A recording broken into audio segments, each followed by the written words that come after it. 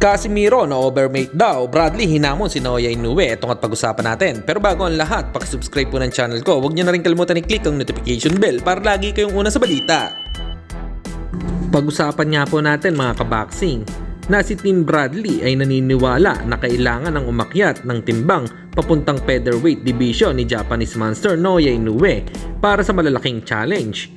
Dahil si Inoue daw ay already dominated the 122 pounds division, becoming the undisputed champion. Ayon pa kay Bradley, tinalo na nito lahat sa 122 pounds kaya wala na siyang dahilan pa para mag-stay dito.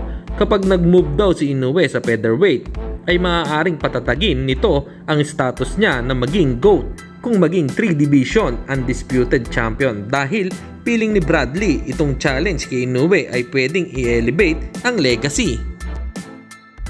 Samantalang sa weigh-in na naganap kanina ay hindi po nakakuha ng tamang timbang ang ating pambato na si Janrel Cuadrolas Casimiro.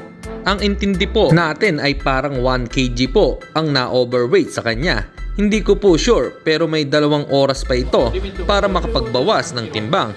Dahil sa presscon mapapansin na kasi wala dito si Casimiro. Ang duda ng mga nakapanood ay magbabawas pa ito ng timbang. Kaya naman maghintay po tayo mga kaboxing ang susunod na update kung nakuha po ng pambato natin ang timbang. Habang yung katunggali po ni Casimiro na si Saul Dabi Sanchez ay wala pong kahirap-hirap na nakuha po nito ang tamang timbang.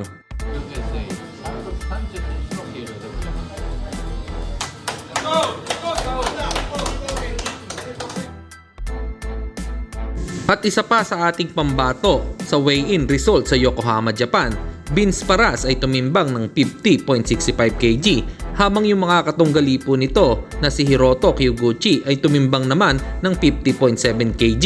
Kapapasok ang dalawa. Abangan po ang susunod na update. Hanggang dito na lang muna ang ating balita. Dito na lang ang aking boxing news report. Babu!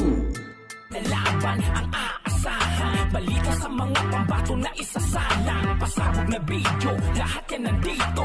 Nino Cruz TV ang iyong paborito.